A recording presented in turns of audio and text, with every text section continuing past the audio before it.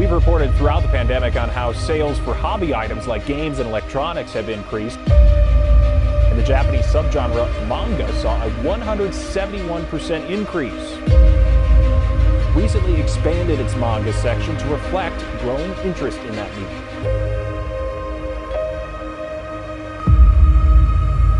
Hello and welcome back to another episode of your favorite series, making the Shonen Jump to Shoujo. If you don't know by now, this is a series where you guys give me a shonen, and I recommend a shoujo that is similar. And for today, I'm going to be recommending you a shoujo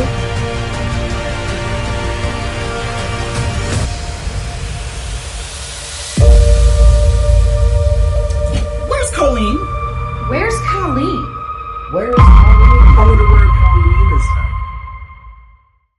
Hello my hojos, and hopefully after this video, soon to be hojos as well. The hits just keep coming because today we have yet again another momentous occasion upon us. No, it isn't because I just hit 20k subscribers on this channel, but because today is the return of everyone's favorite series, making the Shonen Jump to Shoujo. That's right, everyone's favorite series and my favorite play on words is returning once again for a YouTube version format. Yeah, these won't be entirely new recommendations for anyone who is familiar with this series from my TikTok, but they are going to be reworked a bit so they can fit more for my YouTube channel. If you've never heard of making the Shonen Jump to Shoujo, this was a 7-month project that I started last year in September, where I took a shonen or seinen manga and recommended a shoujo or josei that was similar to it. As you can imagine, I started this series as a way to introduce people to shoujo and josei manga by association of already very popular titles. That doesn't mean that the manga that I'm going to recommend in this video are exactly a one-to-one comparison or even should be compared to each other, but just that they're similar in genre, tone of writing, or story or premises. It's more just meant to be a baseline of finding shoujosei series that you might like if you're only really familiar with the male demographic. Making the Shonen Jump to Shoujo was a huge project for me, and I really wanted to bring this series to my YouTube channel as well. Like I said already, this isn't going to be entirely new recommendations for anyone who's been following me for quite some time now, but I feel like a lot of my YouTube subscribers are new to my channel and new to my content, so I hope that these recommendations will still be new to you. Along with that, for my YouTube version of this series, I'm only going to be recommending shoujosei that have official English translations either physically or digitally. I want to somewhat steer clear of unofficially translated manga to make it a little easier for manga readers who are beginners. With all that out of the way, let's get into it, and welcome back to making the Shonen Jump to Shoujo.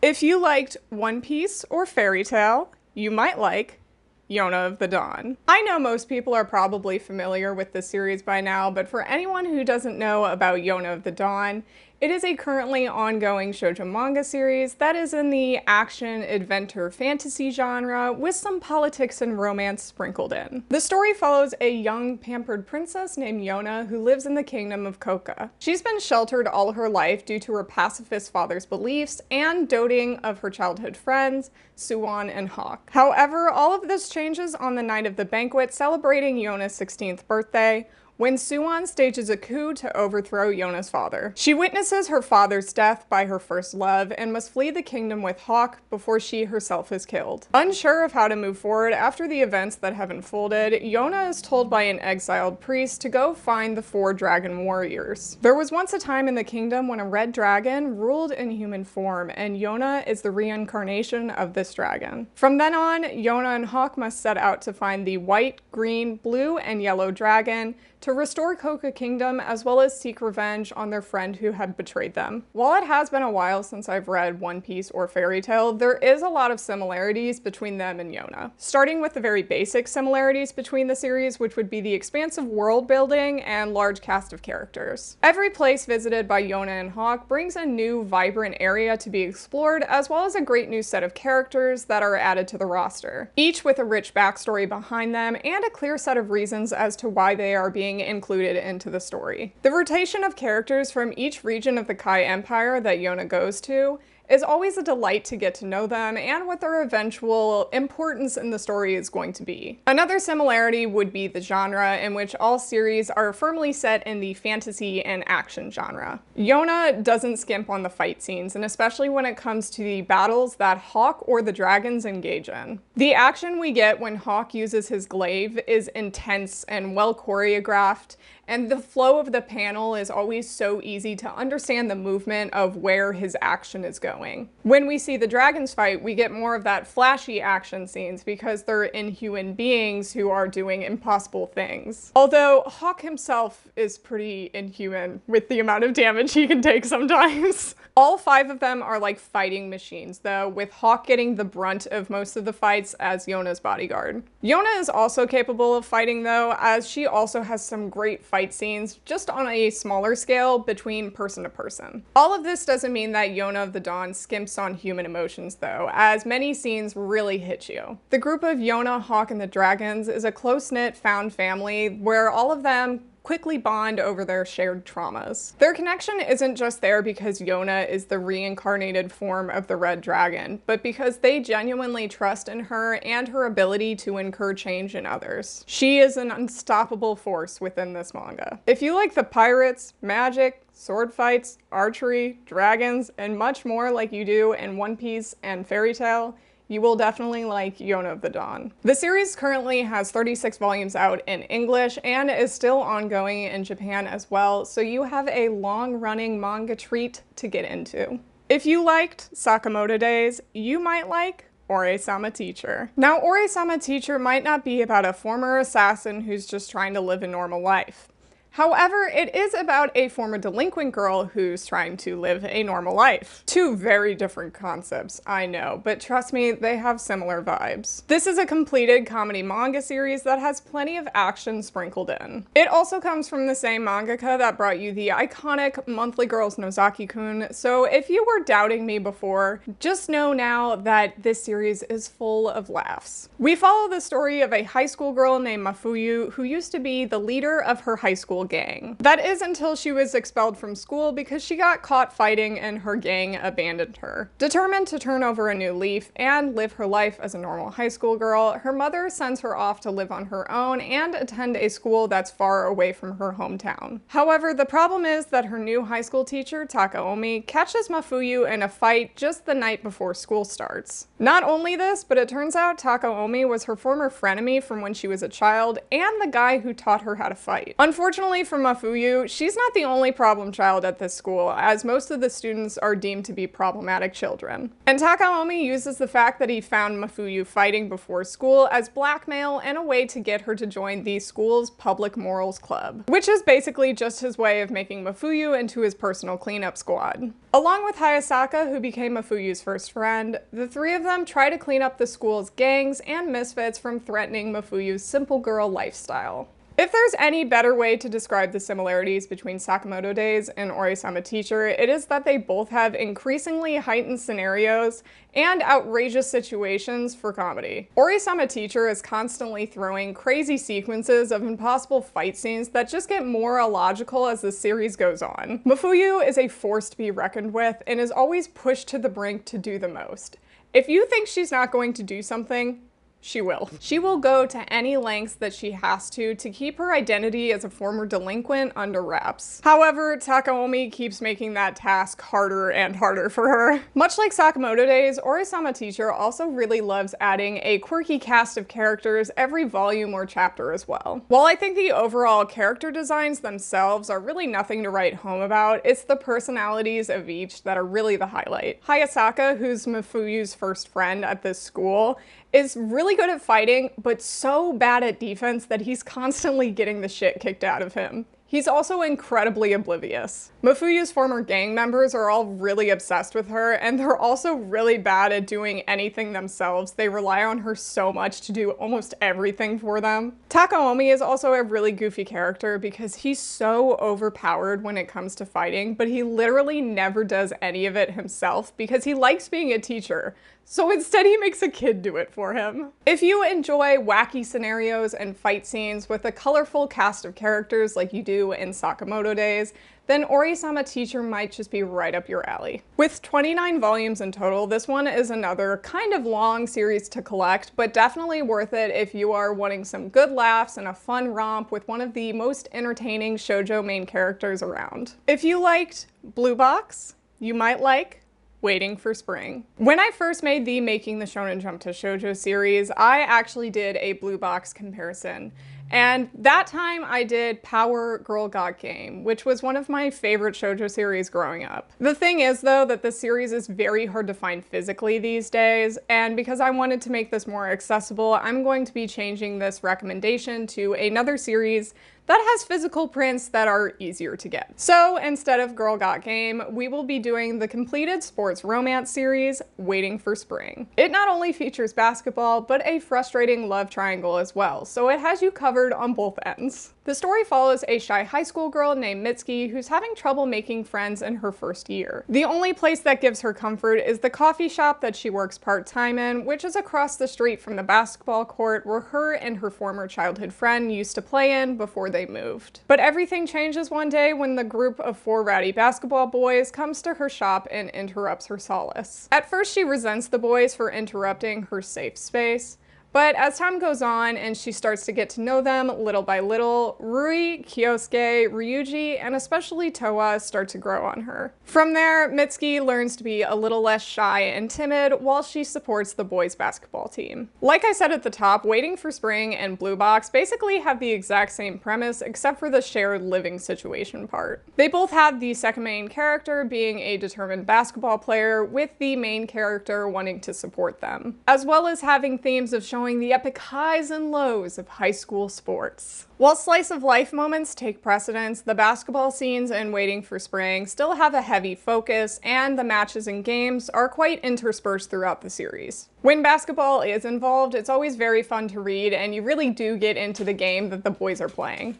Along with the basketball, if you like the romance in Blue Box, then you will probably like it in Waiting for Spring even more, because at least on that front, there is development. Although it's not without its frustrating love triangle, as Mitsuki's childhood friend shows up and tries to wedge his way back into her life. Despite this, the moments between Mitsuki and Towa are very heartwarming. Both of them just really want to support each other from the bottom of their hearts, and it's just really precious to read. While the love triangle will sour it every now and then, they do have pretty quick development and pacing in the relationship. I think if you're looking for another basketball romance series, then Waiting for Spring is definitely going to be for you. It's got 14 volumes in total and is a pretty fun read, especially if you're looking for some good romance with a little drama mixed in as well. If you liked Rurouni Kenshin, you might like Kazehikaru. Before I start this recommendation, I must get on my soapbox for a second. Kazehikaru has been completed in Japan since the ripe year of 2020 with 45 volumes in total. The manga started publishing in America in 2006 and only publishes 1 volume a year for quite a while now. Currently, Kazehikaru only has 30 volumes out in English right now, which means that it will take 15 more years until we get this series completed. This is no longer a recommendation, this is a call to action. We must all buy this series so we can force the hand of Viz to at least print twice a year. 2 volumes a year, and that way we don't all die old and decrepit before the manga ends. Anyway, Kazehikaru literally has on its back covers that it's set in the same time period as Rurouni Kenshin, so even Viz wants to make the comparison between these 2 series. The manga is a historical drama and romance, which, like I said, is ongoing. We follow Sei Tominaga, who at the age of 15 just joined the Shinsengumi, who are a special police force. However, she's disguised herself as a boy by shaving her head and using an alias to be able to pass the entrance tests. Her reason for doing this is to claim revenge on the men who murdered her family by way of training her swordsmanship skills with the Shinsengumi. The man who took her under his wing is Okita Soji, an incredibly skilled swordsman while still immature and cocky. This immaturity shown by him leads Sei to believe that all of the Shinsengumi are wild animals and crushes her ideals of what they are, so she almost leaves the group. One night, Soji finds out Sei's secret that she's actually a girl when the 2 are butting heads though. While he could have kicked her out on this basis, Soji decides to keep her around because he notices how determined Sei is to be a part of this group and also claim the revenge on her family. The two continue their training as Sei finds a place to call home. Other than the clear similarities between time period and swordplay, there are many things that you might like about Kazuhikaru if you liked Rurouni Kenshin. There's plenty of action in this series, as well as some PG-13 violence, with the sword fights being really exciting and fun to read, as well as being easy to follow. To me, an easy to follow action scene is the most important thing, so if that's not something you care about, that's why I keep saying it. The stakes are also very high, with a lot of consequences for any of Sei's actions. Any wrong move or dumb mistake that she makes could end in something bad happening to her or her companions, so you're always at the edge of your seat. The human relationships in this manga are incredibly endearing as she learns to love the misfits and boorish men that she has to live with. They end up forming genuine connections together, which makes you believe they all care about each other. Getting the slice of life moments in this manga are always very great, as a lot of these dudes are just goofy with hearts of gold. Sei and Soji's bond is especially lovely as it forms deeply over time,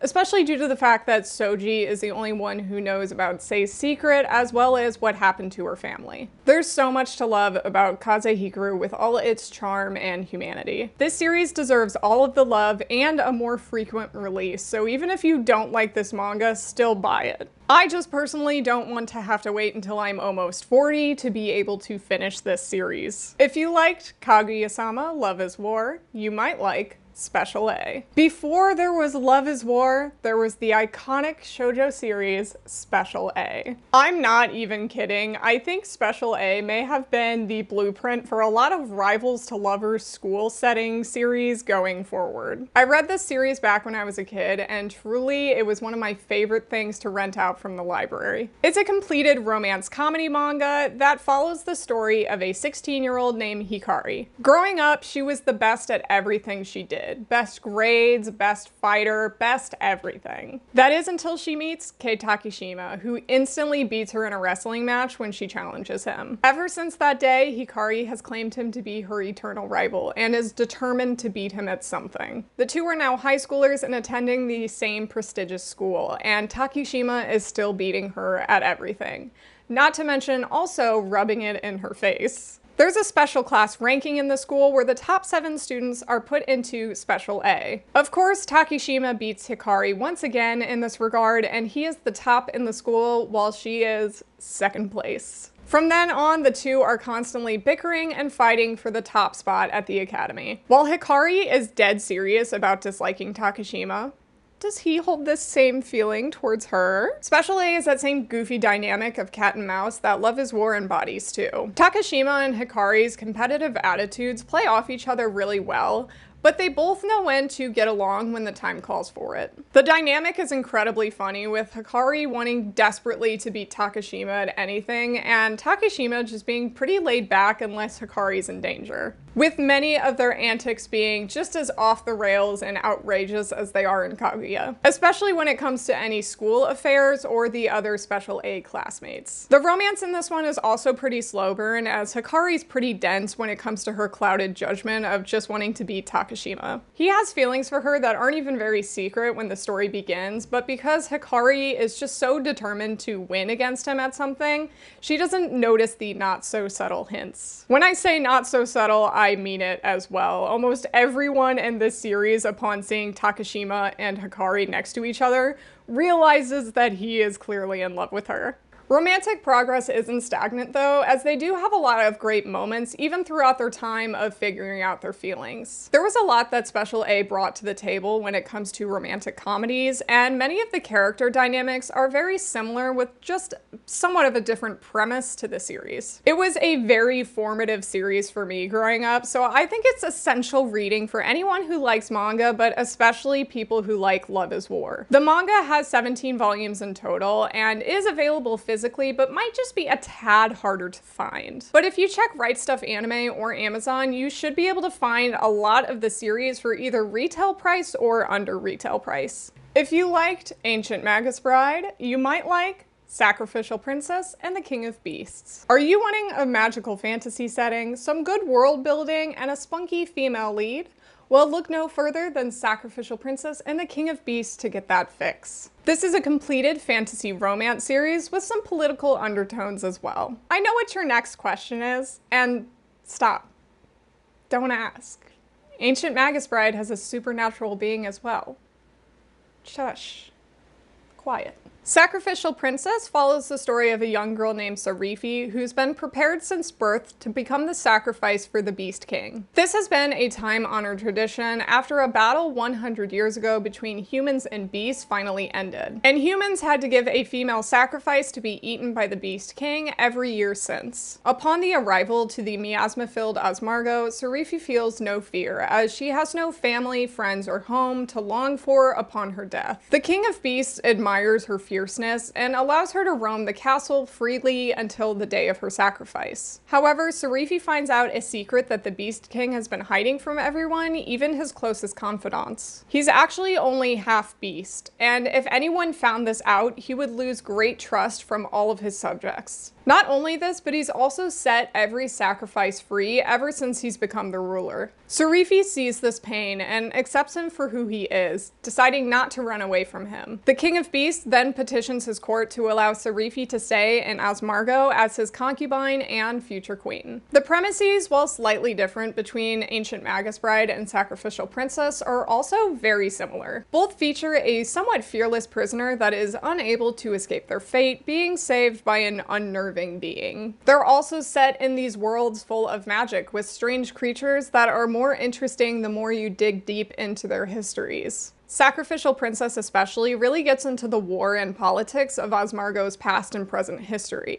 diving into the different territories and beasts in their kingdom and how all of them have intertwined to become the place that Sarifi is currently living in. There's a heavy emphasis on her learning everything through textbooks and libraries, which I really love in this series. Sarifi herself is also just an incredibly fun character. Sometimes she can be a little too lighthearted and kind, but when it comes down to it, she means business too. She isn't afraid of the beasts around her because she's had too many horrible things happen to her herself in the human world, so what would she have to lose putting trust into the beasts? Her journey towards becoming the queen is an incredibly touching story of determination with some great magic moments along the way. Literal magic moments, not just magical moments. Sacrificial Princess and the King of Beasts is a completed 15-volume manga series that will just get you heavily embroiled into the world building. If you're looking for another fantastical series like Ancient Magus Bride, then I highly recommend you check this one out as well. Not only this though, but you could also watch the anime when it airs, although we haven't gotten a date yet, so just be on the lookout for it. And with that, we have reached the end of the comeback of my Making the Shonen Jump to Shoujo series. I have a feeling that most of these manga would have general appeal for most fans and just haven't reached the right eyes or ears yet. I'm really glad that I could bring this series back because it was definitely one of my favorite things to make over on TikTok for like the last 7 months, and I just wanted to grace my beautiful YouTube viewers' faces with it as well. I hope you guys enjoyed this video, and if you yourself have any shonen or seinen that you would like me to find a shoujo or josei to recommend that is similar, please leave that down in the comments below for possibly a future installment of this video. As always, I appreciate all of my hojos and soon-to-be hojos for watching. Read Shihaya Furu, and I'll see you guys in the next video.